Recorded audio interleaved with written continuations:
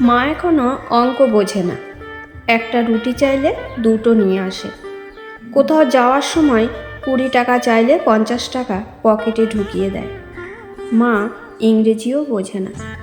I hate you বললে উল্টে না বুঝে ছেলেকে ভালোবেসে বুকে টেনে নেয়।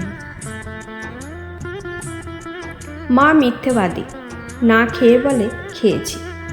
পেটে খিদে থাকা সত্ত্বেও নিজে না খেয়ে প্রিয় খাবারটা ছেলের জন্য যত্ন করে তুলে রাখে।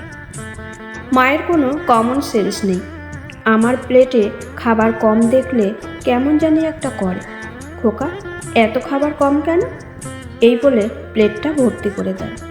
এত খাবার পরেও মায়ের চোখে যেন কত দিনের না খাওয়া ছেলে। মা চোর।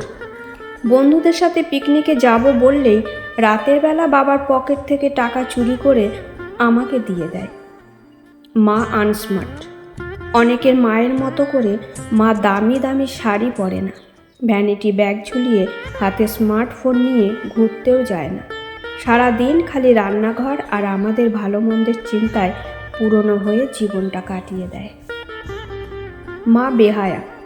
আমি কথা না বললেও জোর করে এসে বেহায়ার মতো গায়ে পড়ে কথা বলে। রাতে ঘুমের ঘোরে আমাকে দরজা খুলে উঁকি মেরে দেখে যায়। মা কেয়ারলেস। নিজের কোমরের ব্যথায় পিঠের ব্যথায় ধুকে ধুকে মারা গেলেও কখনো ঔষধের কথা বলে না। অথচ আমাদের একটা কাশিতে তার দিনটা যেন ওলট পালট হয়ে যায়। ডাক্তার, হাকিম, বৈদ্য সব এক করে বসে। মা স্বার্থপর। নিজের সন্তান আর স্বামীর জন্য মা দুনিয়ার সব কিছু ত্যাগ করতে পারে। পৃথিবীর সবচেয়ে খারাপ বোধহয় মা। তাই বুঝি আমরা সন্তানেরা তাদের এত কষ্ট দিই, তবুও তাদের পরিবর্তন হয় না।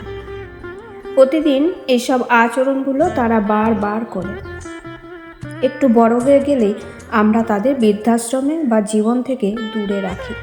তবুও তারা বোকার মতো আমাদের জন্যই প্রার্থনা করে।